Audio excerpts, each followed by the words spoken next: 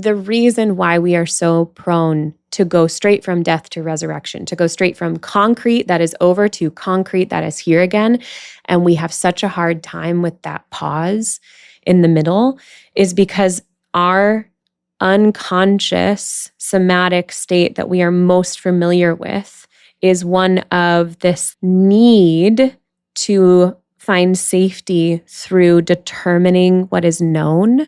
So it is my deepest desire to make my highest work, making sure I do not cultivate that state within myself. The opposite of that state is one of curiosity.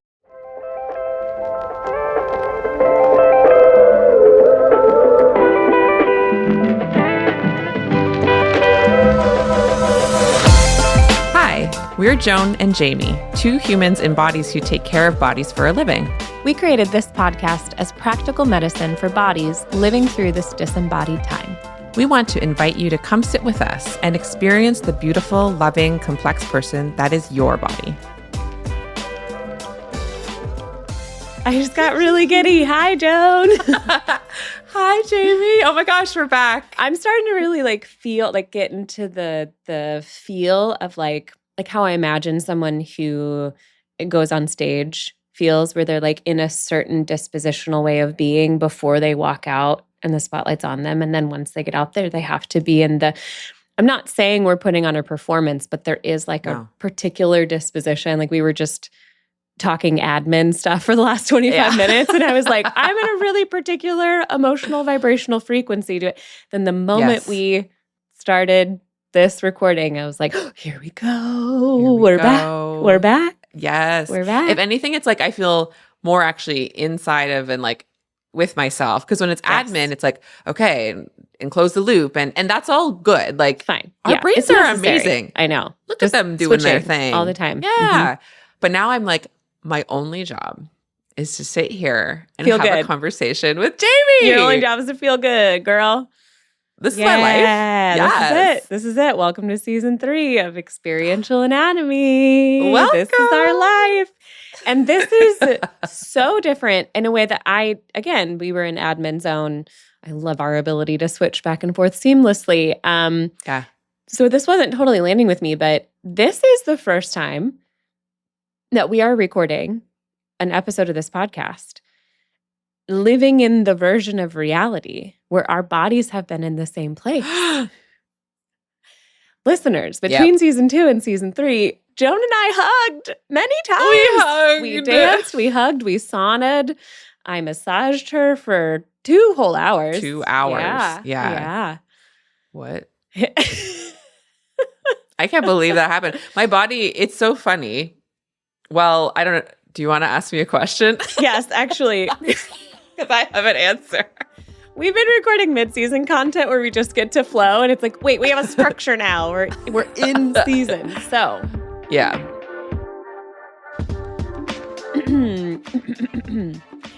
Joan, how have you been experiencing your anatomy this last time since we last recorded? Right? Let's make it as big or small as you want. Yeah, I know it says in the script this week, but I want to talk about when we hung out, which was like more than a week ago. And also, it's like for us, like we're back to school next week. Like my kids are back to school. Imagine instead of like, oh, what did you do over the summer? Everyone was like, how did you experience your anatomy over the summer? That's the question I want to answer right now. That's the world that we want to bring into existence through our imaginative possibilities. Joan, please. It shall become what we imagine it to become. Yeah, because like that's what I think about this summer is like, all of the places I went with my body and I. And some of them were familiar, like typical cottages with in-laws, typical cottages with my parents. Though I will say, like, as my relationship with my body shifts, my relationship to these other people in their bodies absolutely continues to shift. And like, and maybe things are shifting within them too. And so I will just say each of those experiences that sometimes can have moments of tension, certainly still did, but like way more ease. Yeah. And just everyone getting to be their own sovereign selves. Yep. So all of that. So good. But really the part of my anatomy experience I want to highlight, and I won't go into too much detail, like we're going to have some stuff already released on our Substack that has a little more detailed recap that we captured in Nashville of like some of what we experienced. Yeah. But my body went through quite a ride and an intense experience when I came to visit you in Nashville. Yeah, for sure. Because of illness and sleep deprivation on my part, as well as what was already going to be intense of like, oh my gosh, I'm with this body that I've always like admired from afar, and now I'm like with Jamie. And then I saw some other people that's like, oh my gosh, I admired them from afar, and now we're together. And I would say that part was actually the least trippy. Like, it's so funny. Like, you came and picked me up from the airport, and I'm like, I'd sort of imagined like, oh my gosh, it's going to be such a like wild moment. But I'm like, yeah, that's Jamie. What do you want? Like, you were like, I could take an Uber. I was like, what are you talking about? You picked me up from the airport. It was so good. And probably part of it is like, I was so sleep deprived because I had not slept the night before. And I had this horrible viral, like upper respiratory infection. And so I think I was just like a little bit in a haze. Sure. But it just added this dreamlike quality that sometimes you think would mean like you're dissociated from your body. But no, I was like intimately with my body because my body was having all sorts of sensations and congestions. And it really is a very special memory now, including all of what was really challenging about it. Like, I wouldn't change it for the world, because like that was a very particular way that my body and I got to experience that and rest into it, and just like need to receive care, like receiving the body work from you for the 2 hours, like literally transcendent, slightly hallucinogenic, like universes I've had inside of me. People describe it as a sober psychedelic experience, and I get it. I've not had a non-sober one to compare it to, but because it just like I was feeling so connected to my skeleton, and like parts of me were in communication with each other, and it was just a really remarkable and experience. Just like the thing that I love so much that I'm aware that I'm like allowing to come through me so as to facilitate for the experience of this person is like, it is a profoundly unguarded state. And that is extraordinarily rare for modern bodies. And yes, I am talking about like defenses and threat sensing, sure. But I'm mostly speaking in the realm of like stimulation, because overstimulation to the physical system also creates a threat response. It doesn't have to be legitimately or even perceived as dangerous. It can just be way too much. And it's pretty much all way too much at this point.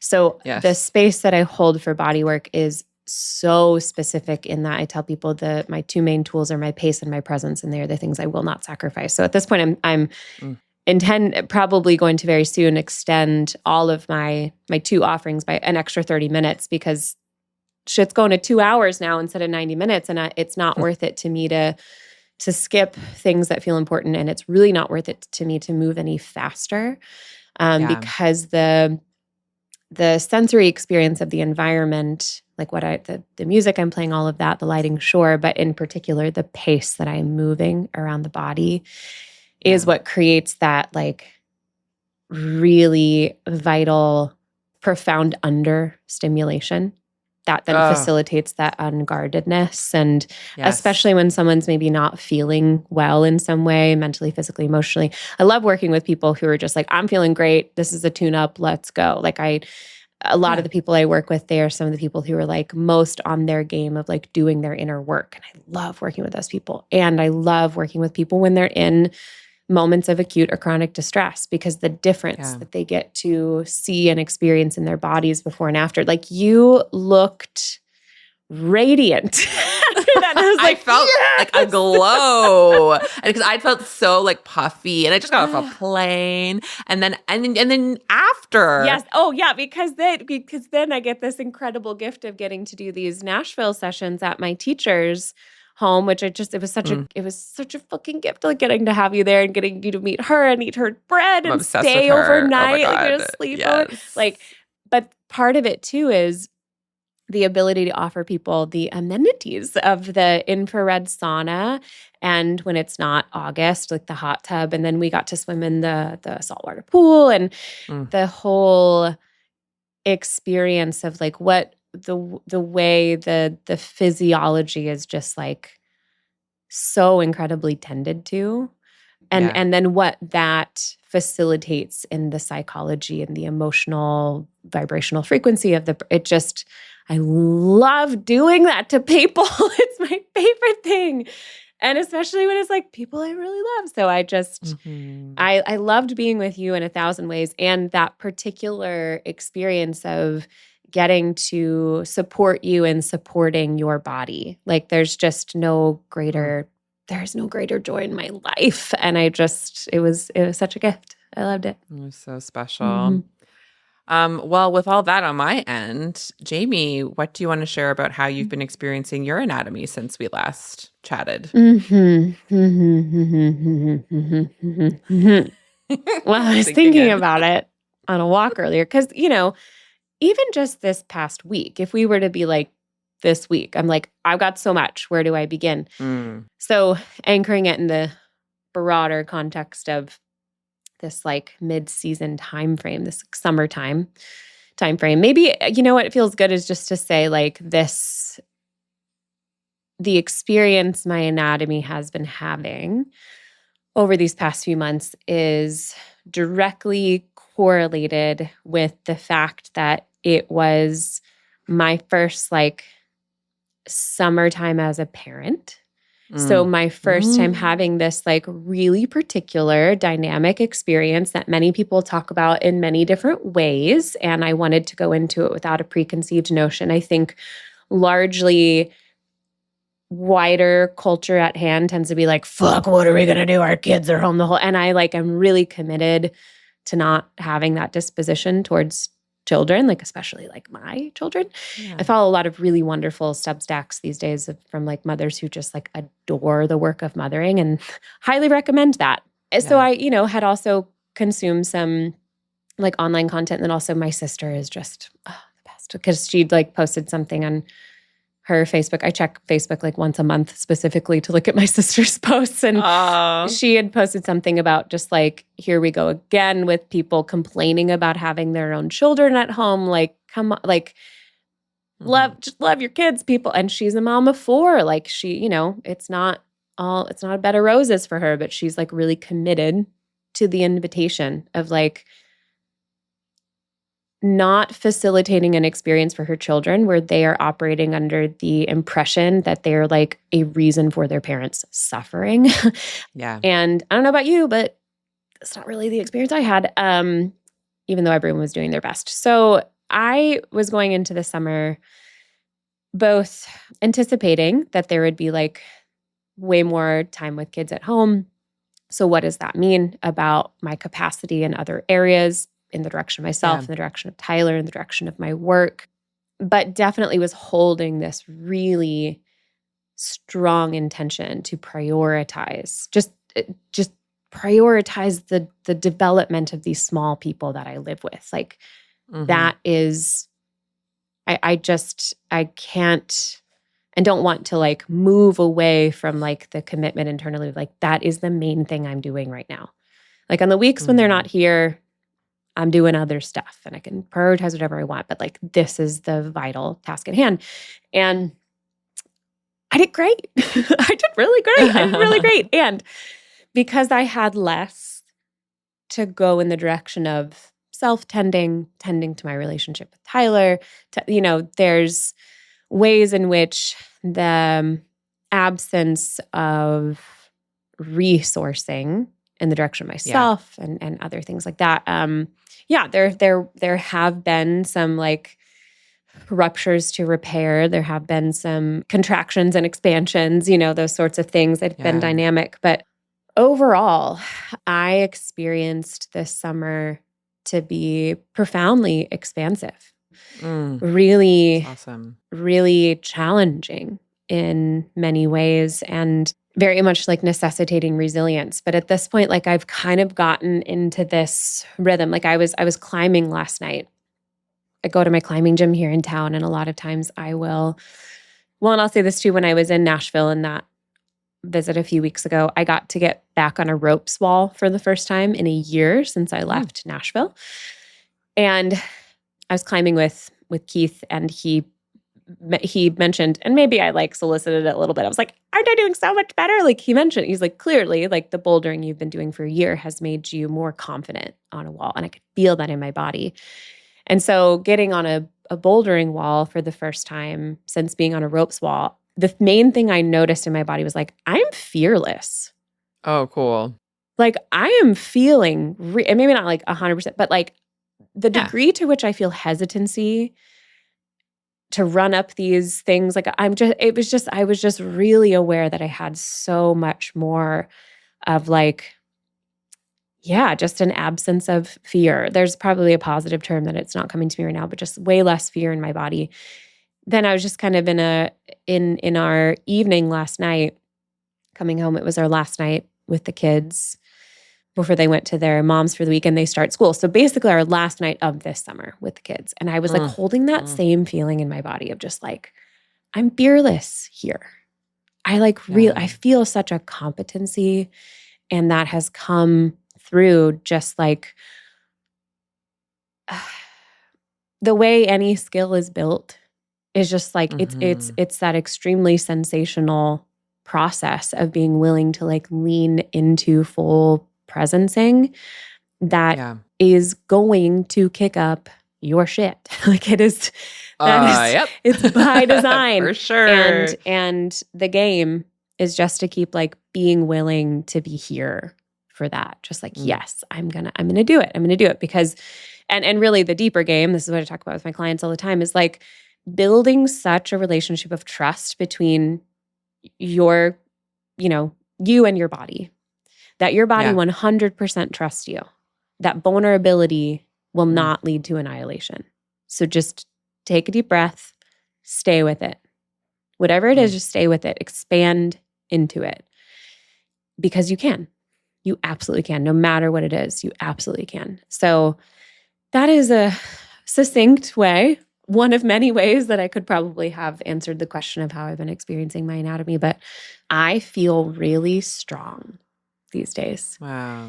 And that is coming out as such a, it's coming out in like all areas. And then in particular, just like, I'm so excited about this season of this podcast. I'm so excited about like the place where my work is right now and just the potency of it. And I feel like it's not a coincidence at all that after I worked on you and we went down in the sauna, like before you got on my table, we had an idea of what a couple thematic words for this season, maybe. But both of us were just kind of like, I don't know really, what do we call Bardo? What do Almost we, that, maybe. And we just kind of be like, we'll see. And I feel like we both did have the feeling, though I don't think we ever explicitly talked about it, but just like, it'll emerge when it emerges. And unsurprisingly, like it emerged when we were physically together. But for me, it was not surprising that like after going into the state that I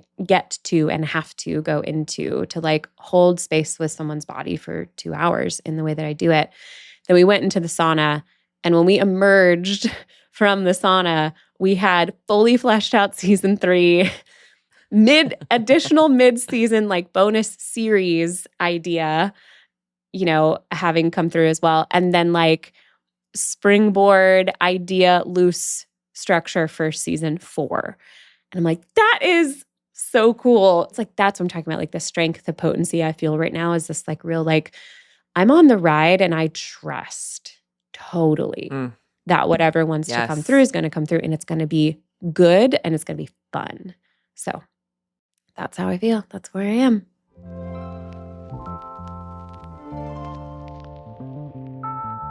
Yeah. Well, it's fun that the theme, especially what you just said, like really flows into where we're going. Yeah, that's right. So just to speak to like, what is the theme for this coming season? And naming, like when we left you all, we are like, is it going to be called Bardo? Is it going to be called Emergence? Like we knew season 2 was death.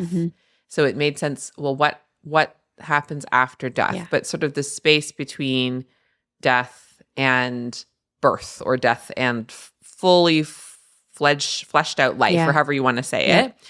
Gestation was a word that we thought of. Like speaking of things that are in the body, like, conception and gestation and that whole thing. But then, Jamie, do you want to share then like how we ended up where we ended up? Yeah, to the best of my ability. I feel like, because even still, it feels like clear and vague at the same time. And I think that's on purpose, because the theme essentially is this idea of the clarity that can be found, can be gained in the willingness to allow things to be vague and foggy and undetermined for maybe even an undetermined length of time, to just be like surrendered in the realm of imaginative possibility, and to spend time there curiously and openly ideating and dreaming, and I would even say hoping, before getting to work, before efforting, and hopefully you're not efforting. Hopefully you spend enough time there that you realize like, oh wow, so much of this is just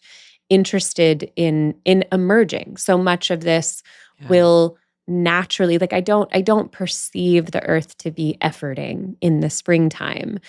So it's when you allow for this pause after what has been. In yoga philosophy, there's a breathing technique, square breathing, where there is a pause post inhale and post exhale. It's my favorite breathing technique. There is just something that in my body, my experience is that the potency of the inhale and the potency of the exhale are so much more substantial, because I've been willing to like hold and pause.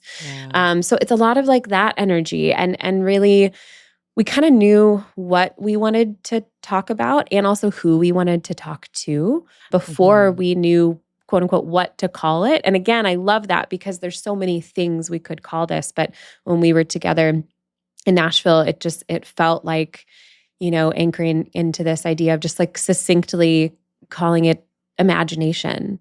Yeah. And then from there, kind of talking about like what we really mean by that is like the realm of imaginative possibility. And because we knew what we wanted to talk about and who we wanted to talk to, which you can share a little bit about here in a second, if that feels good. That is really kind of what mattered most to us, which is so funny. We kind of had the vision of the specifics before we had the, feeling for the theme. So that's what we decided. And it feels so important, because like, sometimes it's like death and then resurrection or whatever. And you kind of just like skip to the end. Yes. And the thing is, well, first of all, if you skip to the end, you're back at the death again. I don't know what you want me to tell you. Like, you've missed the whole ride. Around and around and around. Yeah. Most of the time we spend in this middle space, like really in some ways, right? Yeah. And it's a place that I know for me, I didn't necessarily, well, that's interesting. I don't know that I had any like explicit role models that were like, keep your imagination wide open, like think through all the possibilities. But at the same time, I was like an intense daydreamer since day one. And vivid imagination, including like a very vivid inner, what I now think is sort of imaginary, or I imagined it into being, which was like my relationship with Jesus, if you will. But like that still being a very real experience that I created for myself inside of me, Yes. And so we skip over that step. Like, Right. and I see it all the time. Like, I think about what a huge thing that, for example, the field I work in, healthcare, is really lacking is imagination, and is desperate for imagination. Absolutely. Yes. Please. And like creativity as maybe another way, or the expression of that imagination, you'd maybe call creativity, or however you want to delineate those. But like, I hear it's like, this is the problem. Let's put it on the board. Let's do the math of it. Let's like just math it out and kind of force it through and repeat what's already been done. And it all lives separate from, can we all actually pause and say, for an hour, let's only say what if, and no one gets to say yeah, but. Like what we only say what if, and really let ourselves go all the way there. Like no sacred cows, no dogma too sacred not to squash. And like what could emerge from that space, you know? For me, this is why this is just so vital as a concept for us to anchor into this season, because I can at least offer an explanation. I won't, be so lofty to say the explanation, because there's always just many things going on at the same time. But the one that is the most important one to me, and the one that I believe is always present in the room and is entirely unavoidable, is the somatics of what you're describing. Yes. Because you're describing, like, what if we could all just sit in a room and pause? And I'm like, a room full of doctors pausing. Which what I'm really saying is a room full of people with the nervous systems that have the dispositional states that have been hardwired into them, that led them into this particular career in this particular industry in this particular moment of modernity, where it's functioning the way that it is functioning, just like spilling out over the edges of itself. That is asking a room full of those people who are succeeding and proficient in that, who have run as fast and as hard as they can, driven by the deepest fucking passion on the planet, which is to be a body helping other bodies. Functioning to the best of their ability inside of an absolutely crumbling system, asking those people to pause in the first place, to even begin to make space to talk about what could be. It's like the building is on fire. The boat is sinking. You want us to pause? This is my every day.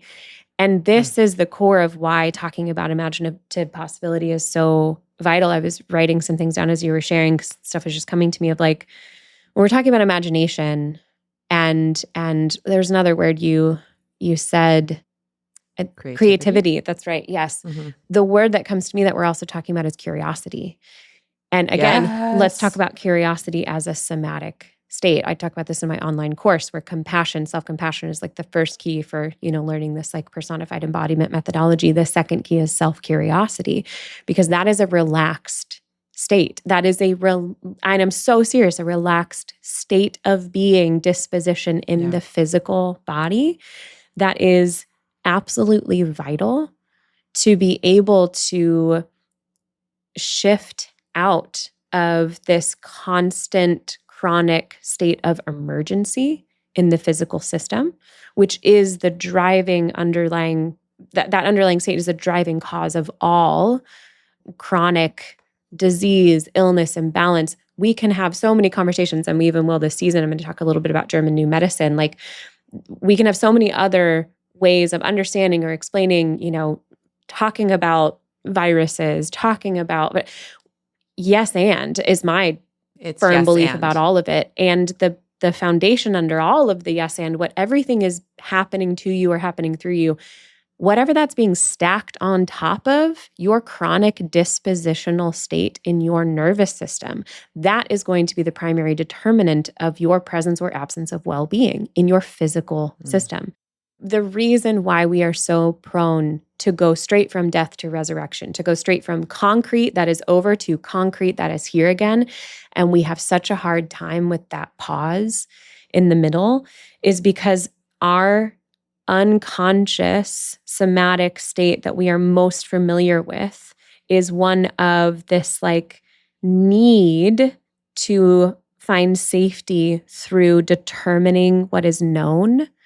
This is why fundamentalism, I was thinking of my walk earlier with my dog, the only thing, it's a funny little thing, I was like, the only thing I'm fundamentalist about is not being fundamentalist. That's it, because fundamentalism is a somatic state. It's a disposition in the body. And when I had it, I was very unwell.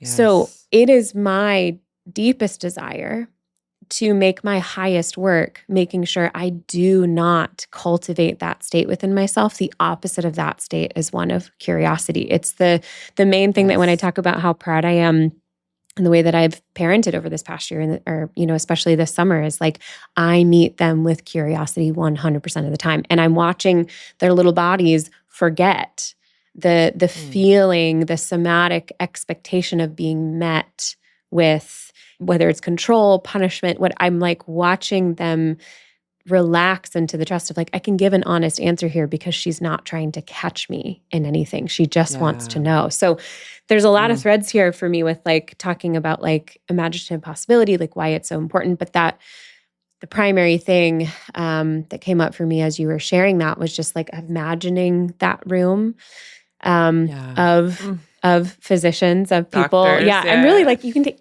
of anyone in 2025, Truly, it's not just, And this is why it's hard. And this is why we keep getting the results we're getting inside of the systems that we currently have. Because remember, like we talked about in season 1, systems are made up of human individuals. And those human individuals, all of them individually, are functioning out of their most unconsciously familiar somatic state. And largely for most human beings at this point, it's this like driving need that oftentimes makes us move really quickly. It's like this emergency, this like speed of emergency to like know, to have determined, to be able to, I think the story is like, once I know, I'll be able to relax. Yeah. But because we're in this, I want to go so many places with this already, but like, however you're feeling now is however you're going to keep feeling. Like we've talked about this before. So the other thing I wrote in my notes was just inability to somatically withstand groundlessness. So I think that's mainly what I'm saying here. That was the thing. That's the moment. Exactly. Yeah. The thing I hear colleagues and what I would have used to say, and I hear it all the time, like people I coach or just colleagues, is like, they say like, I struggle, I have anxiety about uncertainty. And that is so relatable and also deeply fascinating because like, that's all there is. What do you think is certain? Like, I think honestly, we get into medicine and we think that means we're going to get to be certain. Totally.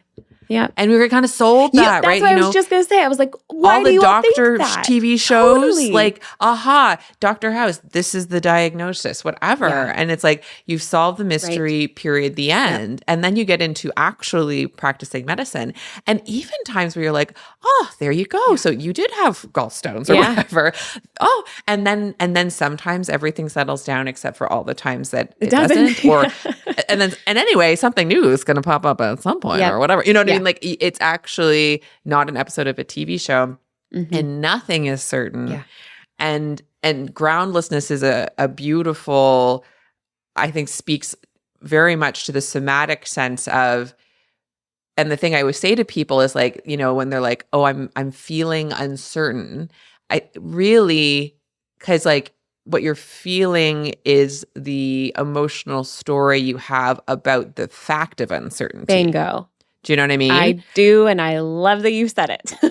Like, same with like when people say like, I feel like a failure. Well, like failure, what do we mean by it? Actually, there's a story about the word failure and the idea of failure that you probably have honestly, for things like failure is probably shame. Yeah. And then for things like, groundlessness or uncertainty, like if you think of that world, what do you actually fear? Fear of annihilation. Fear, anxiety, fear. It's in that family typically is what people are like, I'm terrified of not knowing. Man, and I have so many theories about where this comes from developmentally in our pre-verbal little bodies, but I don't need to go there now. But my theory, I say this to my clients all the time, is like, my theory is that when we're talking about all that's ever going on is people are unconsciously seeking their most familiar somatic state. I think you can have many that are most familiar to you. I think almost everybody one of their main is shame. Yeah. And that is because how that gets embedded in the system is when you do not feel or legitimately do not have the consistent gaze of your primary caregivers during your development. That can be for various different reasons, but if they were emotionally and or physically absent, particularly your mother, the only way in which you can figure that out in your tiny little body is to assume that the problem is you. Now, I'm speaking about this as if those are thoughts happening. They're not. They're somatic responses. Mm-hmm. They're default, automatic, hardwired, evolutionary, somatic responses. Mm-hmm. And so that doesn't mean everyone's doomed to that forever. We wouldn't have the jobs we have. We wouldn't be making this if we thought that. This is the thing I love so much about brains and bodies being like lifelong learners, maybe we'll say. If we can figure out how to work with them and speak their language. And so much of that, again, necessitates this curiosity, because I'm just, as you're talking about how this plays into medicine, I love that you're like, it works until it doesn't, or you figure a thing out until you don't figure it out. And it's like that. And then life keeps happening. And isn't so much of this is what I experience often, that so much of the arguments between Western and alternative medicine is really the main thing is they're each one is going, we know, you don't. It's all about rightness. But both it's all are about working knowing. And both are not working at the same time. Yes. So clearly, maybe this is a buffet and we can maybe every individual, maybe there are default settings for biology in many ways. And maybe because of the experience of our development and our environments, that creates such a specificity. And ultimately, because so much is determined by the felt sense of stress in the body, maybe, I don't get into this in the German New Medicine episode, maybe what matters most is how you feel about the treatment you're seeking. Maybe if you feel it has a huge impact. And I know we've talked about this before, and I resonate with that. Yeah, totally. Mm-hmm. Yes. So there's so much we don't know. So again, I understand deeply and have so much compassion for why it feels scary to admit that individually and institutionally. I totally understand. And man, we have to. We are out of options at this point. Yes. We are out of alternative options. We have to figure out how to shift the disposition within ourselves so we can shift the value system within our institutions to recognize that this curiosity is vital. Yeah. The other two words, one I'd written down before because of what you shared about your anatomy experience, which was expansion, and then the word you just used, which was learning. And the thing that's really curiosity and learning, people are those two things go along. But then often when we think about learning as an institution is about learning the right facts to be right. Oof, yeah. But the actual somatic experience of learning as in discovery, it's not you are learning that some things are definitely not true. You can, at least so far as we've discovered, can't flap my wings and fly. So far. So far. And anyway, you know what I mean? It's not nothing, everything's real or something. It's not like that. But it's keeping yourself open to learning more. What if you can dig deeper? What if you can relate wider? What if there's, because with the wing thing, I'm you can't measure that. But that's what some people say about acupuncture and meridian lines too. But what I've heard is that when we were a different kind of human animal and we weren't so overstimulated, literally Chinese medicine practitioners used to be able to see lines of energy in people's bodies. It was measurable. We have lost the ability to measure that. So I think there's this place of and then thinking about Joe Dispenza, where it's his shit is measurable as hell. But there are people that is so uncomfortable for them to believe that meditation could that the impulse to dismiss the measure that is not familiar, that is very different than being there's no measure, throw out the measures. You have wings if you say you have wings. Yeah. Let's just go back to bloodletting and think that you know what I mean? There's Jesus things where it's said, what's the fruit or something? I think he talked about fruit. I'm sure it was him. Yeah. Sure. There's grounding in groundlessness and the Yeah, acceptance of groundlessness. that's right. Like you end up actually, one thing very much that I somatically experience as I let go of the need for false certainty and false knowing and false rightness. When I just allow my eyes to see, like, I know everyone's saying you got to do it this way, but also I see those people over there saying something this, and I'm like, guys, like, let's just stop pretending. The Yeah. emperor has no clothes. That's Let's right. move on. Yes. Yes. I then am more grounded in my body. Truth is relaxing, and part of truth is like less. It's all a bit fuzzier, and there's nuance, and there's complexity, and it's very, very yes and that is grounding me back into myself, as well as expanding my mind's ability to hold things. So that's where the expansion piece really comes in. Like that's what imagination is, like opening it's like cliche words, like open your mind, but like literally it's like, what if? Yes. Let's go. That's Let's right. say what if times a million. And at some point, say we want to move forward, we might choose a path that feels strongest and move towards it and follow it through. And that could cut off another path. And can we let the one that feels correct for me not need to you be go that way, I go that this is way. Right, because I trust you. This is part of that relaxed state. It's a non-defensive, non-fundamentalist, non-controlling state. So what would happen? Truly, what the fuck would happen in what we understand to be medicine these days if we accepted an individualized nature of what each body needs to heal, and not only just accepted that kind of like out, like I don't really know how to say this, but not just accepted that like conceptually outward in the direction of other people, but like for those of us who I think this is important for everyone, but I think this is most important for those of us who are practitioners in any form. If I am sitting across from someone about to put my hands on their body and they tell me that what is correct for them in their process, their path, their relationship with their body in this moment is to be on, one or multiple pharmaceutical, medications. And I have a commitment to an ideological stance that is wrong for bodies, period. What then happens now? For me, I'm out of integrity. I cannot touch that person.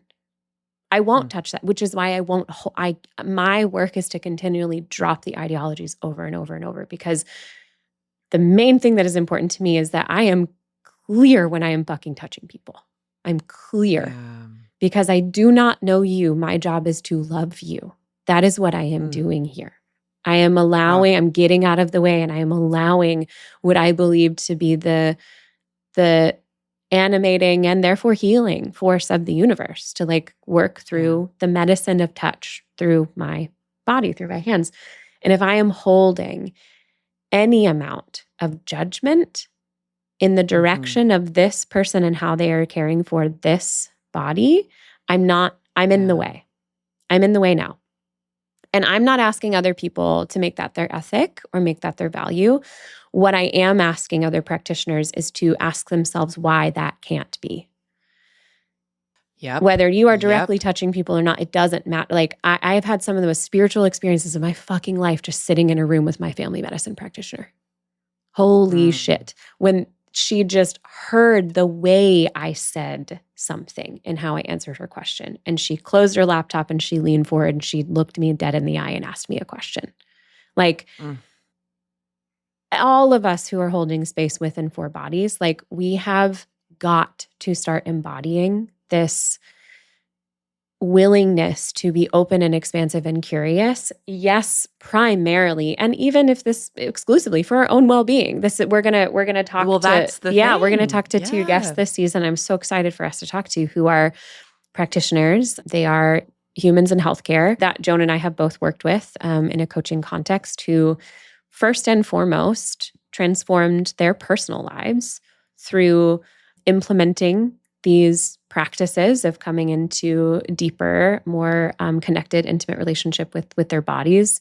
And by way of doing so, started not necessarily restructuring, just showing up differently in their practice. And now their practices have and are continuing to transform as well. And so they become visibly different after. Yes, that's right. Yeah. That's right. So yeah, this stuff is important for everyone, but I'm just like, it's so vital for us to anchor into this if we want to keep doing this work. And, for some of us, we might find the more we take care of ourselves, like maybe working in healthcare is not so much for us anymore. Like when I burned out in 2021, I was like, I'm moving I was in Italy and I was like, that's it. I'm quitting all of it. I'm going to work in this seaside cafe. I'm just going to, live on a lemon orchard. And that would have been fine. But like, I love this work. And I believe that so many people listening, I mean, our primary audience is obviously people who work in healthcare in one capacity or another. We didn't just find our way into this work because of drama. Like we love doing this. Yeah. I believe we are all part of this, like the most ancient human lineage of like, let's take care of each other. It's really straightforward. And we are at a moment in what I believe to be the evolution of consciousness where it's like, okay, let's see how we can do that best without like hurting ourselves and each other in any way at all. Like what could be possible? Oh my gosh. I'll speak a bit to how, like what's happened to me. I love hearing everything you just said, like describing what it feels like to let go of needing to of knowing and rightness in a room and instead being open to imaginative possibility, including whatever the other person's saying is right for them. Can I pause you before you speak to what's right for you? Because our structure, we got to take a break. And that's a great cliffhanger. After this break, I will tell you how it feels for me as like a physician in the Western system. Love it. Because I'll tell you, spoiler alert, it feels better. But I have more to say. I have more to say. Yeah. Great. Well, we will hear Joan say more after this little break. If you'd like to connect with us, we invite you to join us on Substack. exanatomy.substack.com is the home for the Experiential Anatomy podcast. It's the place to stay up to date and never miss an episode, even if you're taking a break from social media.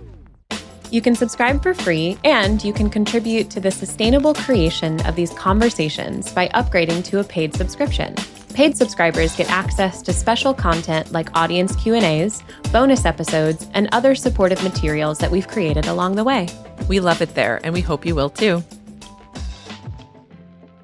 So just to land actually what I was going to say before the break of like, because I came in medicine and the models seemed to say I had to be the one that was right with the knowledge and the patient had to do the listening. And if the patient was too weird or wacky outside of those norms, then they were difficult patients or they were whatever.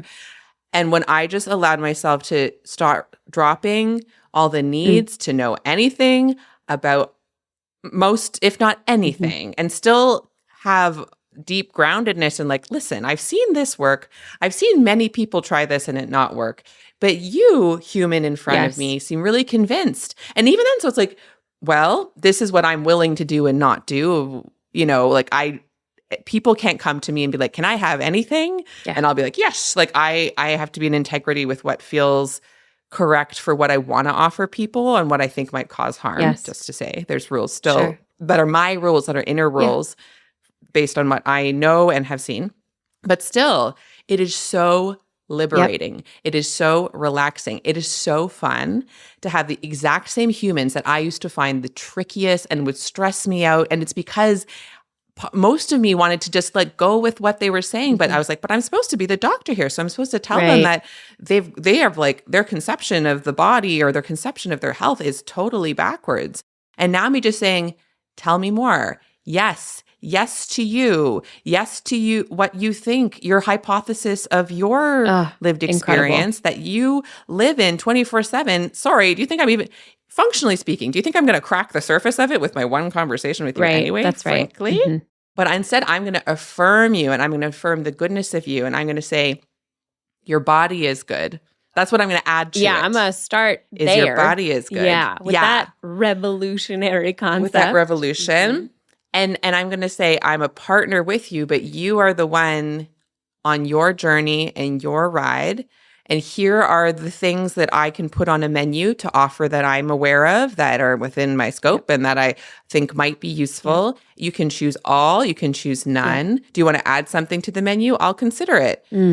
It's so freeing and it's so connecting. And certainly then there's some patients who are like, no, I don't want any of that. And I'll be like, go with God, if you will. And like, honestly, I can, with like true, like love in my heart, and be like, well, that is what I have to offer you.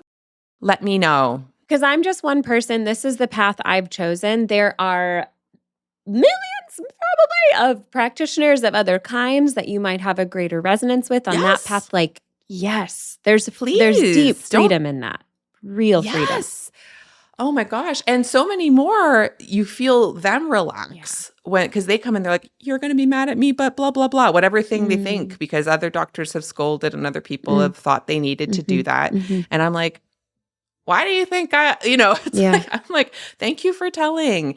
Please always tell me, whatever it is. And whether it's like, oh, I went to see a naturopath, or I stopped taking my medicine, or I really want to take this medicine, or if it has nothing to do with medicine, I'm still smoking, like all these things that they think they have to hide, and it's just like the practice of being like, yes to you. Yes to you. I believe you. I'm with you. I'm not in charge. I'm not the judge and jury here. Like, I fire myself from all of those roles. I just want to be your like partner on this path. It's delicious. And I do think it is healing, frankly. It's certainly healing for me. And I feel it's healing, not in the way where everyone's cancer melts away or whatever, but like in the way where they get to stay with me in a relaxed state. And for sure, symptom-wise, it is relaxing for them. Precisely. That will ultimately manifest as some kind of physical medicine if it is consistently practiced enough, and the system of the person you're sitting across from expands into their capacity to be able to withstand this experience of being met with full presence, full gaze, truth can exist here, all of that in other areas of their life.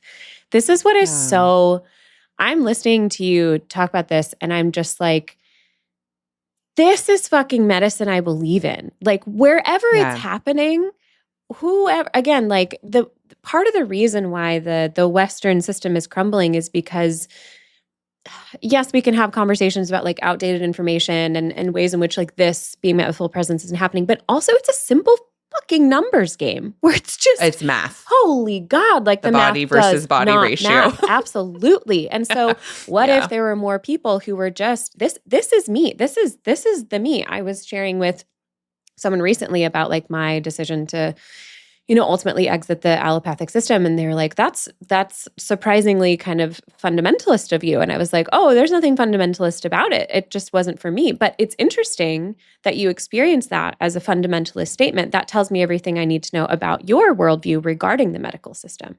Because this is, and that, I was, again, saying that with no judgment. I'm like, that's where most people are. But can you imagine, again, let's place inside this hypothetical scenario you were describing of like, what if like the truth one or many of your patients are afraid to tell is like, I'm here doing this in this system because this is what my entire developmental experience told me was the only option available. I'm secretly and shamefully curious about seeing a naturopath, about maybe even something as simple as like wondering about the connection between the food I eat and the amount of inflammation in my body.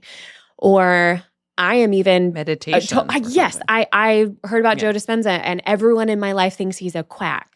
But I want to ask my doctor what they think because I am still unconsciously wired for like, you're in charge of me. Like what a lot of weight there, huge calling. None of y'all asked for it. It's just like been programmed into our society. And I'm so sorry. But like, again, how we hold ourselves in these situations, if we meet people not trying to meet that expectation as the expert, and we hold this disposition of imagination, curiosity, just the surrender to that groundlessness, and we meet them as full human. That is what I'm saying is that is the medicine. That is the medicine, regardless of where anyone's getting it. And if there are, which I know there are, increasing amounts of people who are coming into the path of like self-determined sovereignty regarding what their curiosity is about the path of treatment or well-being that might be the one that is best for them. And we still societally have this like charge around making sure that that is in the direction of the allopathic system. Bunch of reasons for that. I think it all goes back to the human thing of like, we want to be able to say, this is what works, this is what we know, but like it's not working and we don't know. And if we can just admit that, then the people it does resonate with, everyone who it resonates with to get trained in that, everyone who it resonates with to exclusively or even just like partially go seek that for their care. Like if everyone kind of just gets to tell the truth about what is emerging for them and they feel validated, again, inside of let's make sure we're talking about what is measurable, what is effective, and what is true, while also recognizing the complexity of truth is that it is often very specific to the individual. We have to be able to hold both in at the same time. But just to finally land the plane to the point I'm making, like imagine what would happen to the overwhelm in the allopathic system if people felt a greater sense of safety and permission to explore elsewhere, find what might legitimately work for them. Because this is the truth I think we have to start accepting, is the narrative that if people don't continue to participate in the allopathic system, they are leaving and hurting themselves because they're stupid. We have way too much data to continue to— please can we not? Let's not. That? Yeah, totally. And I see, even just in the last 10 years, that kind of fundamentalist thinking is disappearing. And I feel so grateful for that. And I feel like I don't think we couldn't be doing this project if that was still the dominant mindset or worldview. So it's an exciting time to be alive. It is exciting. Just like, it's sort of like open up all the windows and doors, folks, and let's just see if we can, find a place for everyone to land. Yeah. The thing I want to say next is name a couple areas of my life where like I'm in the imagination phase. Great. Is that fun? I love it. Place to go.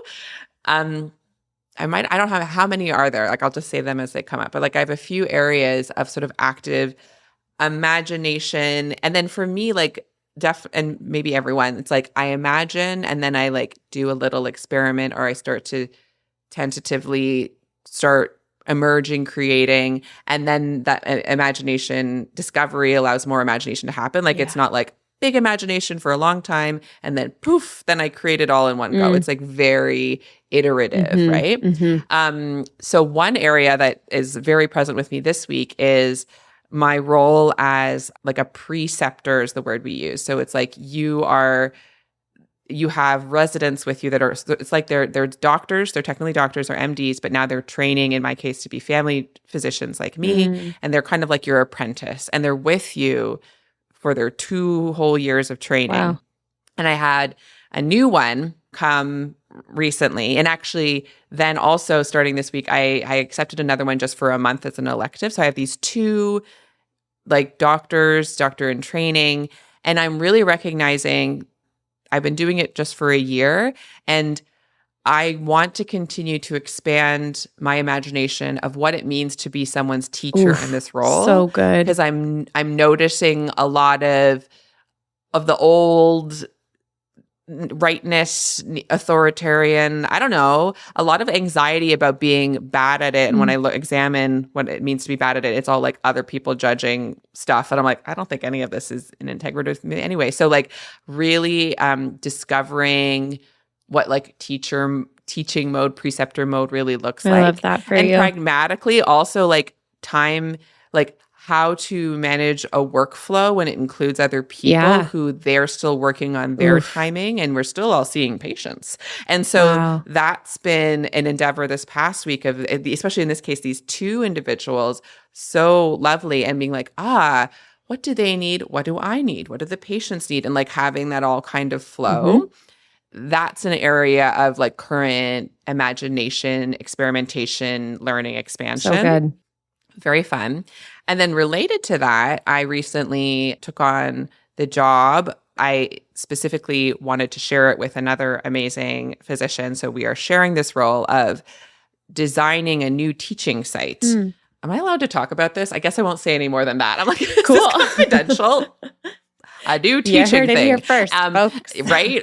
Who's listening? And so we're Lots of imagining like people in our are community, listening. so many hot off the presses. Listen, I will apologize if I wasn't supposed to say anything, but like that is like, so it's like right now it's pure ideation imagination. We're like, well, what does the curriculum, what are the components that are supposed to be included? That's But so then cool. how would it actually work in our community? And so it's this like quite pure imagination, but then that does have a deadline to become a reality in less than a year. Amazing.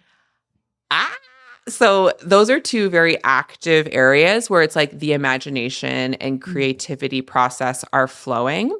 And like when you were talking about like becoming a parent and having that expansion, all that, like I was just feeling like somatically how like a bit of what happens is like then the other pieces that are like kind of humming along, it's not quite right to say like they all have to wither and die, but obviously you have less energy for them or less attention. But especially if the things you're imagining are kind of in integrity with the rest of it, it's like this expansion of overall capacity is happening. It is. That's exactly right. Yes. And pacing is super important. And focusing on one thing at a time, presence, like the things you said, like literally I'm like, those are the things, and not rushing ahead. Like when I'm like, oh, I've just got to know now, like, oops, wait, no, we're supposed to be curious. Yeah. And it all feels like it's all still a yes, though. Wow. And so that's what I have to say about the areas of imaginative possibility and expansion in my life. And it feels really meaningful. I want to ask too, because to your point, you will be expanding your capacity as just Joan, as consciousness animated into living matter that we call Joan. In this area professionally, I would love to hear at least one area that you feel like that is beginning to has the potential to, as you're tracking on this path professionally over the next year-ish or so, personally, non-work related, it can be hobby, it can be family, it can be whatever, artistic, creative, but something not work related. I know. Gosh. I don't know that I know what the thing is yet that is in that realm, but it's a good invitation to be seeking it. It might have to be a voice memo. Oh, well, great. Definitely. Well, one thing that I have been exploring a lot more, like it's always been a part of what I do for movement is dancing, but also over the summer I had my first experience of like, this one was called conscious dance, but there's also like ecstatic dance. Yes. So I actually foresee that being a practice. Like I want to do that with other people more than the one time I did it. But I don't know if that feels very expansive. That just feels like coming home, to be honest. It's both at the same time. Yeah. I would, in my experience. Yeah. What is expansive about it is that it is such a practice in authenticity. It is like if you are practicing authentic movement in any form, you are practicing allowing whatever's in the way to get out of the way so your body can tell the truth. That's not gonna not fuck some things up in some other areas. So like there's definitely, it feels very similar energetically in that regard to like when you go to the gym to strength train, you are building strength so that then you can like get up and get down and back up from your floor with your kids, like with greater strength and longevity for a longer amount of time. Like you're training in this space to increase this capacity so that it can, express itself everywhere else too. My relationship to like ecstatic dance, authentic movement, containers, classes, workshops, things like that is that it has absolutely expanded my capacity for just like truth telling in every way that means outside of those environments. Oh my gosh. Okay. Well, that has just given me further invitation to say yes to like when I get the emails that they're happening every month. Like I think because I'm sensing with all of this like professional expansion, I know I will benefit then from being really rooted in completely selfish, not anything but for me practices. That's right. And so I think dance being one of them continuing to sing Mm. and do music as well, for sure.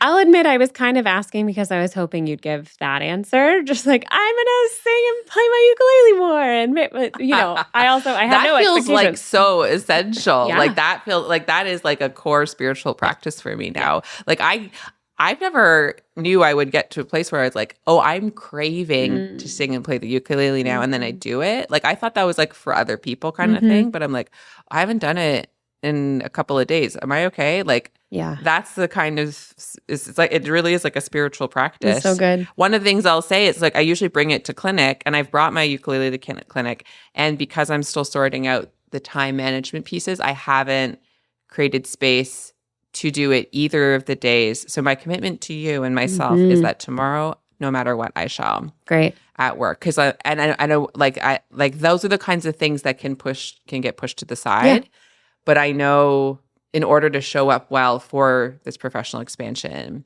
it's just like double down commitment Yep. to those Well, and I things. mean, again, you brought her with you. Yeah. That's honestly the first Mm. thing is just like that is the realm of imaginative possibility before the material, whether it's active or inactive. Like I am creating Mm. the environment for the thing that wants to Yeah. come through to come through. The environment That's a isn't good created point. if you don't have your ukulele with you at work. So Yeah, I it's know the I have to. It's like environment. one of my things, like whether I actually play it or not, it's Yep. like one of the items I bring with Yeah. me, Getting into which that I just habit. love That's it. that. Yeah, that's it. The possibility. Hmm. How about you? Did anything come to you Absolutely, as I right was away. speaking? Yeah. I kind of Yeah, figured. yeah, yeah. And it is actually what prompted me to ask you about personally because mine are pretty much mine are all personal. Which Mm. is well, I guess kind of the first one is not, but the first one is me talking about this transition to speak to. So I Yeah. also have you named four. I also have four.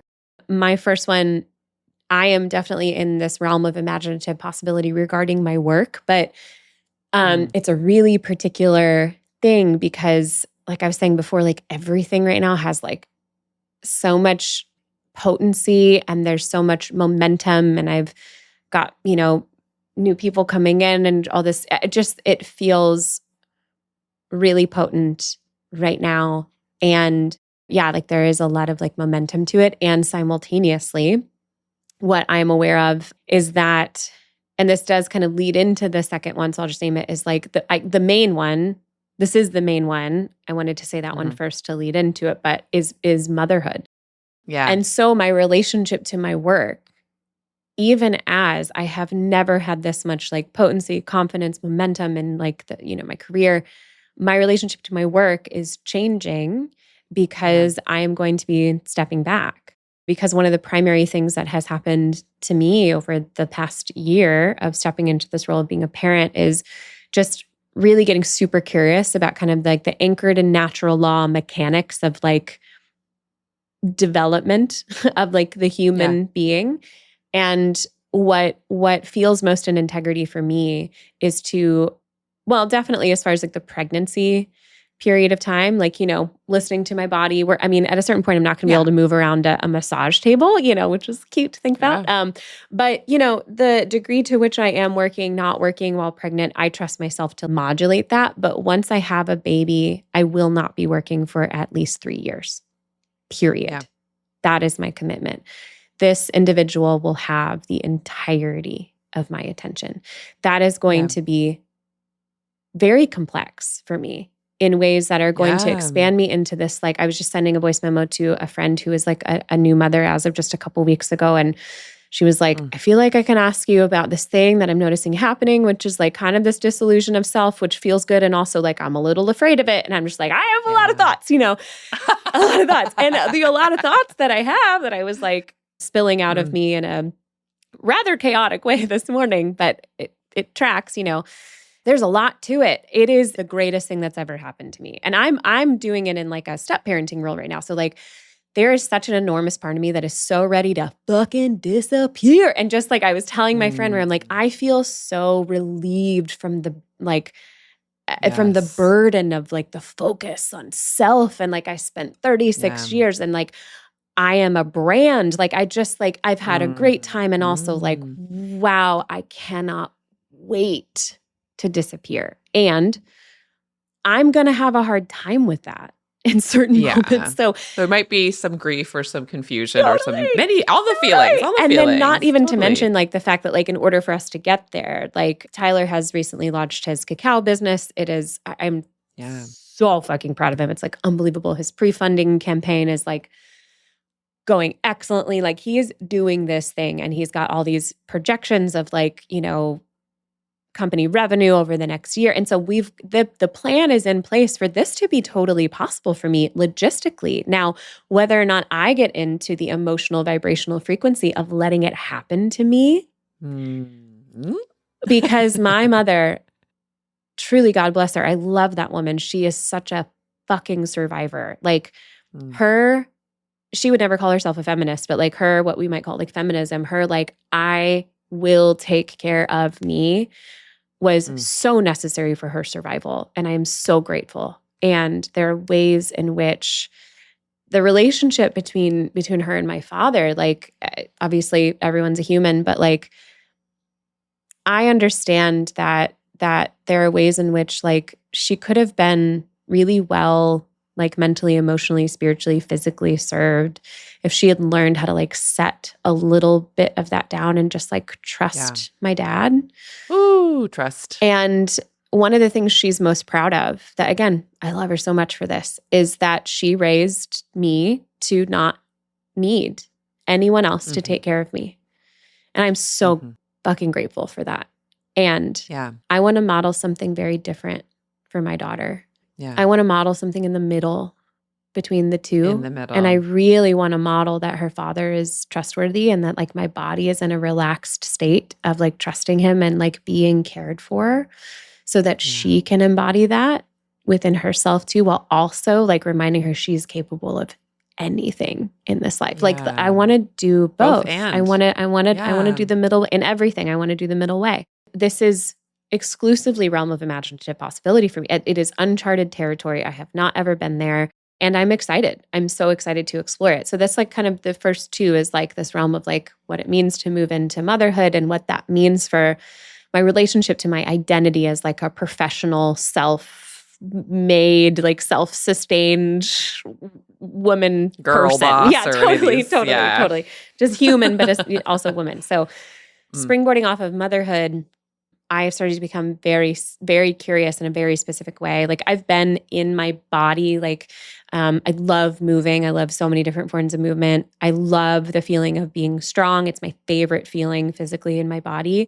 And I've found so many enjoyable ways to like build that strength and access that strength. And I'm so curious about the particular ways in which, as it relates to like my body's going to be building another body, like what are the ways in which, whether it's from my pelvic floor to this movement method that is kind of yoga adjacent, but it's called Bowspring that I've been, yes. And so I've done a couple flows and I have felt amazing in my body. I have a friend who she got into Bowspring and she was like, the 30th week of my pregnancy, I had less pain and more spaciousness than the 20th week of my pregnancy. Like this is, so I'm curious about, yes, Bowspring specifically, but just like other ways of like building greater strength in my body because I have really particular intentions for my birth. Like I do not participate in any way inside of the allopathic system. And so I won't be entering into it at all for my pregnancy and my birth. One of my former clients from like 7 years ago, I think, is like the midwife I know I want at my, and so we're already in conversation. I'm already setting money aside. Like she doesn't live here, so I'd fly her in, but already like beginning to ideate and imagine how I want to do this. There are things that I know. I don't know to what degree I'm going to do scans. I had previously toyed around with like the total wild pregnancy and total free birth where like no scans, no nothing, no one's there. And my body is just like, I don't want that. Like I want to be able to hold things loosely, but mainly my body is like, I want to birth in the presence of women. That is the oldest thing women have been doing. Like mad respect to anyone who wants to free birth totally alone or just with their partner. But like, I want to birth in the presence of other women. You want to be supported. And Sarah, my friend, I'm just going to call her my midwife. That feels great. She was just, I mean, this is why she's my person, is she was just encouraging me, just like, all of these things can be supportive. Like, all of like, there are Yeah. so many midwives who do things all across, like, don't get seduced by like these ideological stances that say that there is a Everything correct, can be an extreme, that's right? right. And everything, anything Mhm. and everything can belong. Yes. All this to say, there's a lot I don't know, but what I do know is that it will be a birth in my home. Mm. And so my body both wants and needs, and I both want and need my body to be ready for Mm. the marathon physiological Yes. experience that is natural childbirth, where I Yeah. won't be receiving any sort of like pain, anything like that. And Yeah. so I want to start training for that. And I've got an excellent baseline, but I want to be a bit more specific. And I have no idea what that's going to mean yet. I think I'm going to start looking into some bowspring stuff more specifically soon. But Cool. I just feel excitement and curiosity about that right now. And then the last one being land/home/earth. I Ooh. feel this sense, and I felt this at my yoga teacher training graduation. Actually, one of the other words that I wrote down on the paper. Well, I know the one that I burned that was the old word was like renter. And I don't think the new one was, then it wasn't owner, it was steward. I've been feeling Ah. this real sense that like we're going to be moving in the direction of like home and land ownership soon. Now, soon could mean in the next year, it could mean in the next 3 to 5 years. I don't know, but I know that my system is wanting to get ready in kind of like the live as if ways. And there's many ways in which I already do that in my space, how I care for my space. But I want that to be more in the direction of like land. This is one of the real Mhm. gifts about my home away from home in Nashville is it's a functioning like event and retreat center. And so there's a lot to do. There's maintenance to do. There's laundry to do all the time. There's a sauna to clean. There's lots to do. And I love doing it. Like I love and when I'm doing it, I'm like this, I'm chopping wood, carrying water, getting ready. I'm showing this is my apprenticeship. I'm like showing Yeah. that I am ready to receive this for myself. Mm. And I can feel me, I can feel us, like Tyler and I in our partnership, like I can feel us getting closer to that. And we have some Cool. friends who recently bought some land and there's like some joint projects and going in together on some things. And I'm over there working out in the morning with like our group of women like 3 times a week now. And so that is probably going to be partnered with like moving the pen for the lambs because we bought a lamb. Anyway, there's just Ah. I am again, it's kind of hard to talk about because it's imaginative possibility, but I'm just feeling this sense of like I'm moving in the direction of like stewarding land and home that is mine as opposed to like borrowed. Mm. And Mm. part of what that looks like right now, all I know of what that looks like right now is like living as if on the land I am currently on and the house I'm currently in, like as if I own it, as if I'm the steward of it, and then just wait and see what comes next after that. Oh my gosh. I'm so excited for all of your imaginative Thanks. I'm excited for possibilities. yours. Oh my I will say that as you were goodness. talking about yours, I wrote down because you said teacher and curriculum. So what I was hearing, and I was like, it's fun because I know that's like a football's kick down the field for me. Like I know that's Mm. coming later. Like I'm moving into motherhood now. Yeah. So that is the like I'm going within, going under, disappear. But I Yeah. trust the emergence will be this like Mhm. curriculum teacher. And I have like names, I have basic Wow. ideas, but it's not time to work on any of that for me yet. So I love that I'm going to get to watch you over the last year and learn from you as someone who is like, Yeah. it is time for you to work on that and bring that forth. So how does one do it with like full authenticity and integrity? I imagine I will have much to say as the process goes Mm-hmm. along. And I also love the thing you just named of sometimes you can know that something's for you, but it's not for you yet. And Yes. then it just gets to live in the realm of imaginative possibility. Mm-hmm. And like I said, like from childhood, like I love a daydream. I Yeah. love I love an anticipation. Like Mm-hmm. I had such a good time dreaming and anticipating meeting you and going to Nashville. Mm. And there's like a way in which like then my reality didn't match what I imagined because I was sick and I was tired. And so I could have said that meant that ruined things. But actually what it meant is I got to have this amazing good time ahead of time. Yes. And then I had a completely plot twist, different good time. Yep. And that I got to have a good time in all of that good time. Like the realm of imaginative possibility is its own somatic experience. Yes, that's right.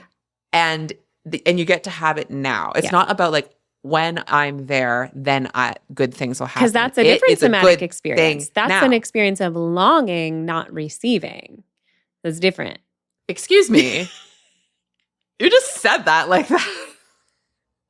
This is a law of attraction concept, basically. I have a cheat sheet for this. Like, she calls this virtual reality, which I think is so cute and a little bit outdated. But she's like, this process of virtual reality. And it's basically just like imagining that things will go well and then feel the way that feels and then stay in that feeling as long as you can.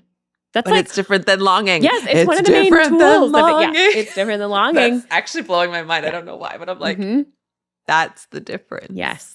Yep. Because I hear that, I'm like, oh, you let yourself have a good time in that imagining, and then you let yourself have a good time in the reality. And I was like practicing it. You practiced it. That's right. You primed the pump. Yes. Yeah. Okay. Well, yeah. Let's like give that's a little. A good place to I agree. land. We did great. What are we going to be talking about this season, yes. Joan? What have we imagined? We've alluded to it a little bit. Well, I mean, I've alluded to my, I've said enough about it. I can just say I'm going to do an episode just talking about German New Medicine as I have come to understand it. Going to let Joan ask me some questions. Going to do my best to talk about the things that I vibe with and don't vibe with and why. And that's going to be exciting because, again, I don't know exactly where I'm going to go with that, but we'll find out. I'm so excited for that one because I feel like it really speaks to like what we just talked before because like I'll save most of it for in that episode, but like when you mentioned it, I looked it up. I had the somatic rightness, protectiveness, defensiveness, whatever.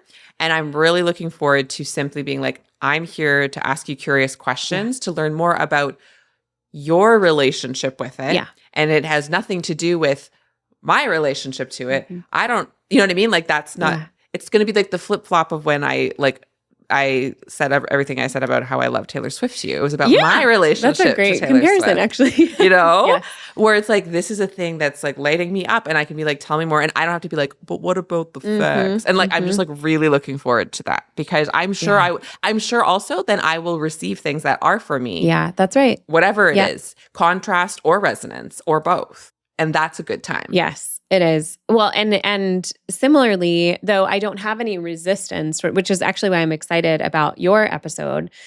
I have zero resistance. I have like total curiosity, which is why I know I'm going to get a ton of good stuff. You're going to be talking about emergent strategy, Adrienne Marie Brown's body of work. Great way to put it. And I know almost nothing. I know the term. So I'm so excited to learn from you.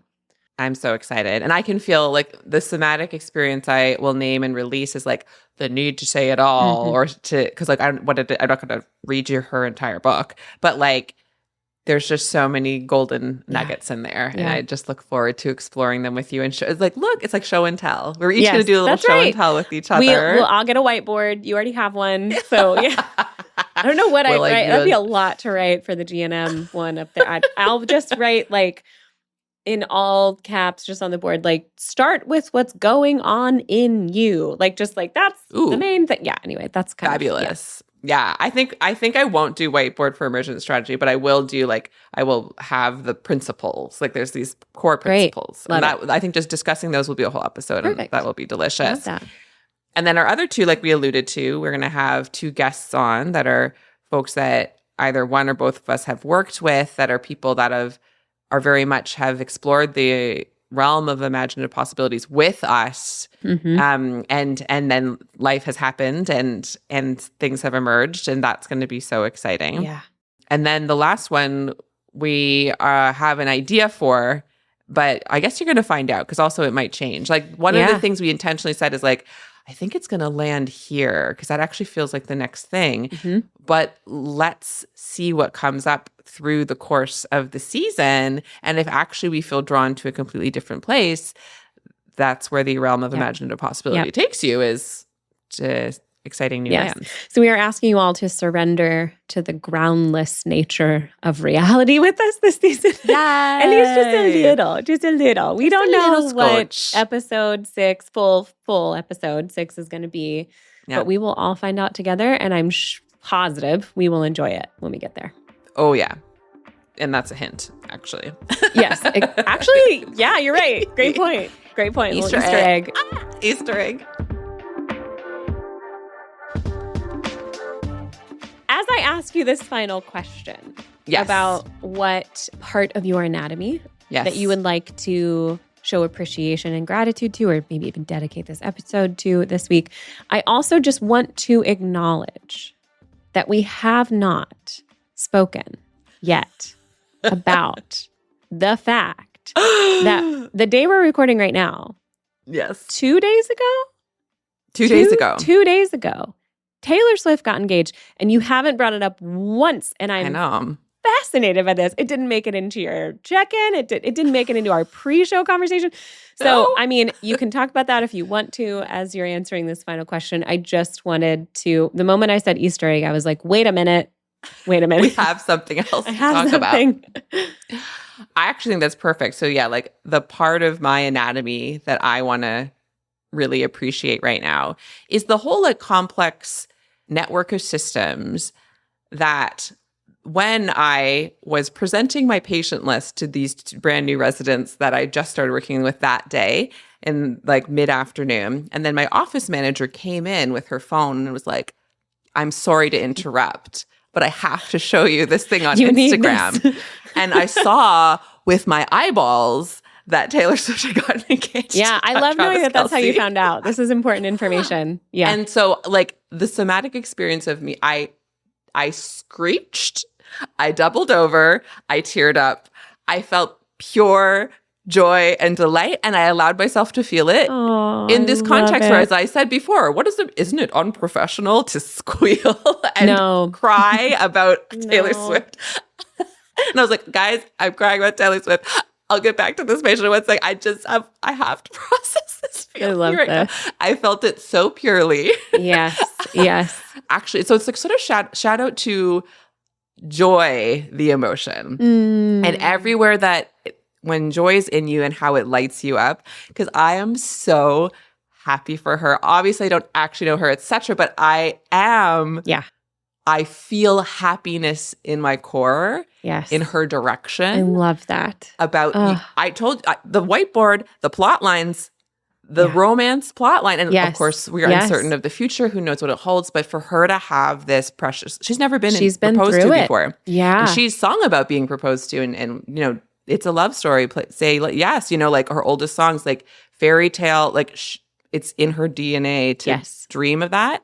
And it was in her realm of imaginative possibilities. Yes. And it finally has come to pass in a way that I honestly think actually does have a really good shot and is really beautiful. I was just so I shout out to my anatomy and my relationship to my body that allowed me to just really channel pure joy in that moment. Incredible. Wonderful answer. Perfect way to end the episode. So our first episode of season 3. Congratulations, Taylor Swift. Yes. Truly, I really, really love just like, I don't quite know how to describe it, but just like the energetics of like this person, this big life event, this joyous life event happens for this person, and it creates this like compounding, like expansive, like correlated somatic experience, like intense somatic experience for like millions of people. And then they're like sending that back to her. Like, love that. Resonance and like, so and it's cool. just magnifying and like the ripple effect. Yeah. Like, did they register it on the Richter scale somewhere? Like, yeah, it felt totally. like screams heard around the world. Oh, I love it. I love it. So shout that's out my to Joy. Shout out to Joy. Well, this was voiced such by a joy. Amy Poehler. Oh, yeah. That's right. from Inside Out. Perfect. Who's another person I love. Perfect voice for Joy. Well, looking forward to this has been joyous. Let's say that. And I am very much looking forward to talking to you via voice memo over these next couple of weeks before we record again. And then I'm excited. I believe we're starting with you. Is that correct? Emergent strategy yes. That's right. All right. Well, I'm excited to learn from you next time we're back here together. Me too. I'm so excited to learn from you eventually and excited to share because it's going to feel very similar to the Taylor Swift episode, even though it's very different subject matter.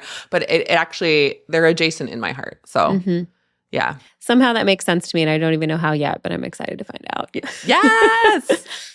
All right. Well, thank you everyone for listening and coming along the ride. Yes. Hope you enjoy. We'll see you soon. Bye. Bye.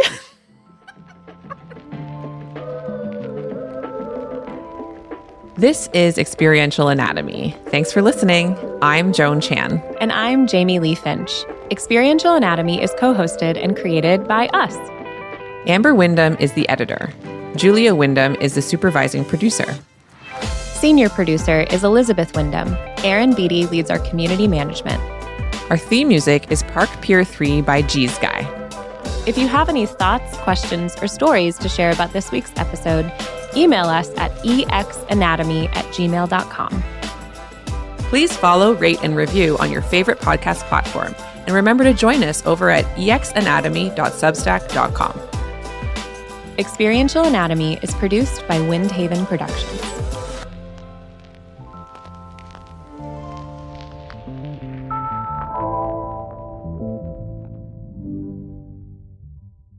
That's where you are. That's where you are. I just feel that's where you am. Or I kind of said two words at once.